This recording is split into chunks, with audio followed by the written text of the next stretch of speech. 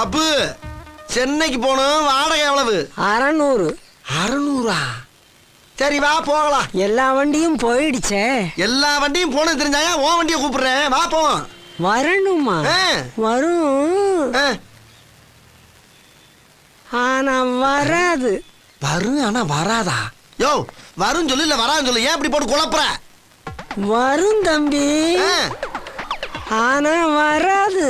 என்னடா இது ஓவரா இழுக்கிறான். இந்த மாதிரியா 600 சொன்னியா?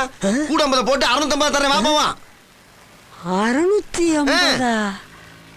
வரும் ஆனா வராது. அட சொட்ட தலையா, சொன்னதே திரும்ப திரும்ப சொல்றானே. என்ன வியாதி உனக்கு? யோ பெருசு இந்த மாதிரி 700 தரையா. வாயா போலாம். 700?